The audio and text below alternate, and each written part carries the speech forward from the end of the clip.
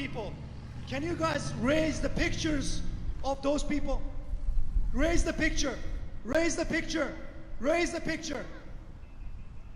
What crime these people commit? What crime? That grandfather, that grandmother, that sister, that brother. What is their crime? Except being an Uyghur. What is your crime? Why are you getting killed?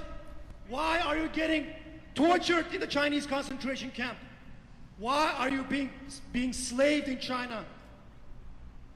Your only fault, your only crime is being an Uyghur. We have been suffering. Our families, they have been suffering. The thoughts and the prayers, the concerns about human rights will not save Uyghur lives. President Biden always says, human rights is at the center of his foreign policy.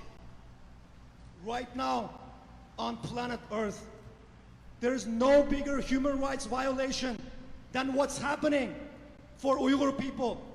The Uyghur genocide. If we are not passing Uyghur Forced Labor Prevention Act, it means we're not taking action, we're just talking. Assalamu alaikum wa rahmatullahi wa barakatuh, brothers. We had some technical difficulties before, so I'm just going to get straight into the topic. Obviously, today is the anniversary of our two republics, obvious Turkestan, and I just want to wish all the Uyghurs around the world and everyone, happy Republic, happy Independence Day.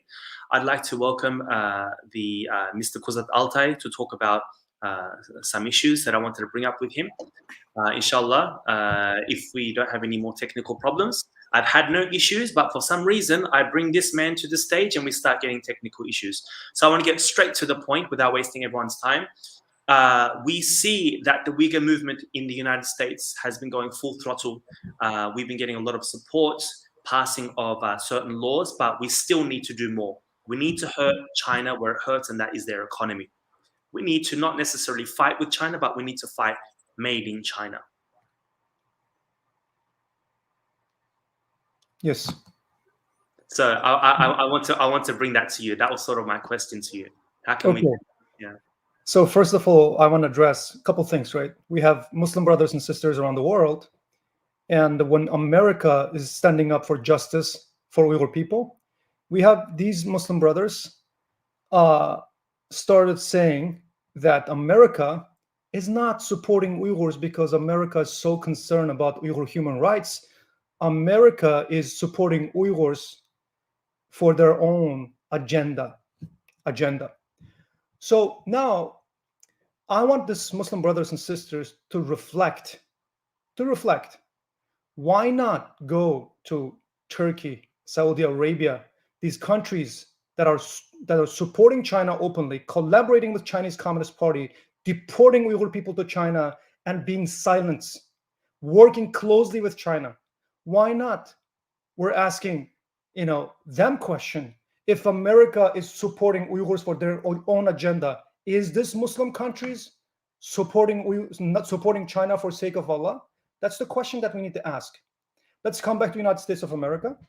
I think it's very important that we take tangible actions. So far around the world, we already know there's a genocide going on. We already know there's people, millions of Uyghurs in the Chinese concentration camp right now at this moment, right? So what we're going to do about it, are we just going to feel bad? Are we just going to feel bad and cry and take no action? So why, in the first place, China is putting millions of Uyghurs in the concentration camp? So I think that there's a little bit different, I'm sorry to say, a business model than Nazi Germany, because if you look at Chinese Communist parties or Chinese recent history since 1949, since China became member of World Trade Organization, China's one way to get legitimacy, this communist government to get legitimacy, is their economy, because they keep making money. Now, how China is making money? By exporting. China is the export center, the hub of the world, manufacturing everything from plastic to high technology. And their value proposition is cheap labor. Now, since 1990 to today, Chinese labor cost has increased at least 20-fold. Now China is no longer cheap. China's economy is suffering.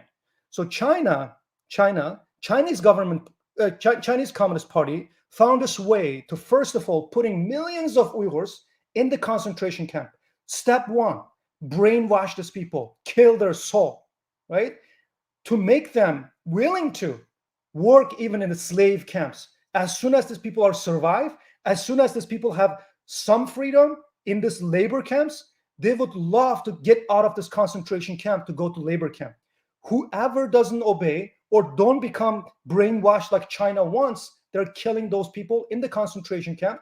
Whoever so-called graduated, they're sending thousands of Uyghurs around China to this manufacturing labor camps. Now, China is still profiting from Uyghur people's blood by killing, torturing, slaving Uyghur people. Anything made in China, it's involved with slave labor, unless we can prove it's not. And there's no way to prove it because China is never transparent. So when we talk about the Forced Labor Prevention Act in the United States, why it's important? Because, as I mentioned, Chinese Communist Party killed more people than World War I and World War II combined. And how come this Communist Party can still stay in the regime? The Chinese Communist Party's legitimacy is coming from Chinese economy. The Chinese economy, it's their tool. And also Chinese economy is oppression tool for China to oppress Uyghur people. Here's how. China buys influence, buys silence of those people collaborate with China. This could be countries like Turkish government, Saudi Arabia government, or Muslim government, so-called Muslim governments, including Imran Khan, right? Including those Muslim governments. That's number one. Number two, organizations like Nike. China is buying influence from those people, so we don't talk about Uyghur issue. These Muslim countries don't talk about Muslim issue. Imran Khan, Recep Tayyip Erdogan, whenever there's something about Islamophobia, mashallah, the sword of Allah or like lion of Allah start talking on the stage how France should not be Islamophobic. What about these millions of Uyghurs? Their names Muhammad, their names Abdullah, their names Ibrahim, their names Aisha, Fatma. They're getting killed, tortured, raped. Why not these countries are even talking about it? So now, because of money. So when we're talking about combating Chinese Communist Party, we don't have to go fight China with military forces. China is a superpower as soon as we keep buying made in China product, because anything made in China, we keep buying them, they keep making money, and their money is sponsoring, fueling the Chinese Communist parties and their act. So what we do, we stop this fuel going to the Chinese Communist Party's gas tank. The way to stop it is stop buying made in China. The way to stop buying made in China is create educational campaign against Chinese product. As I mentioned, is 100% of the Chinese product made with slave? I don't know. Maybe not. Maybe 90%. But as soon as China is not transparent, if international observers are not allowed to go to China, we all have to assume 100% of made in China products are made with slave labors, made with Uyghur slave labors. The Chinese Communist Party has one biggest weakness. As I mentioned, China is superpower as soon as we keep buying made in China. What about we don't buy made in China? What about the biggest buyer of Chinese product is United States of America? United States is the biggest Chinese market. What about we pass a law in the United States to say anything involved with Uyghur slave labor, we're going to ban it. Guess what? Almost 100% of the Chinese product will have issue to export to the United States, will get stuck in the United States custom. That is the way we combat China.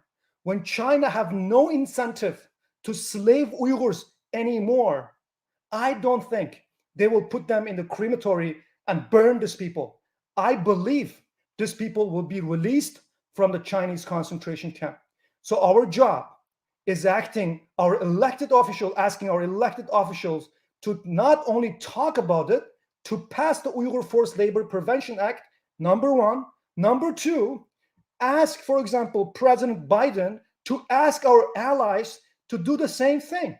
What happened when Pompeo announced what's going on in the Uyghur region is the genocide? The next day, the next month, Canada, Netherlands, all other countries start recognizing the Uyghur genocide. And we have to do the same thing. We need to ban Chinese product to stop fueling CCP, and we need to ban it in the United States, and we have to ask US and our brothers and sisters around the world to create campaign to ban Chinese product all across Europe, all across the world. If we do that, a couple things will happen. Number one, we will save life. We will save Uyghur lives, our brothers and sisters. Number two, why we keep fueling Chinese economy while these people are trying to kill the entire world and threatening other countries like Taiwan, like South China Sea, like Philippines. Why we keep supporting China? If we're not buying made in China product, we will force companies like Zara, H&M, or whatever the companies like Apple or Samsung. We are creating economic opportunities in other countries. You're creating job in America. You're creating job in Bangladesh or Pakistan. You're creating job in Turkey and Morocco. At the same time, you're saving Uyghur lives. There's no lose proposition on this. We only people that is not buying Chinese product. We are the winner. By not buying Chinese product, we're saving lives.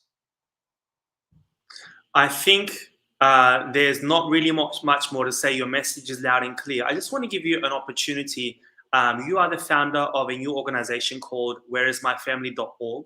Could you please just speak to that and talk about what it's about and how people can help? So thank you for bringing it up. It's a very new organization. So what I've learned, I've been since my father was taken in 2018. I think I've been advocating for Uyghur people for 3 years. By the way, my father was released. However, I'm not stopping advocating for Uyghur people. What I've learned is East Turkestan independence is one issue. Whatever going on right now against these people, mothers, brothers, sisters getting killed, is a human issue.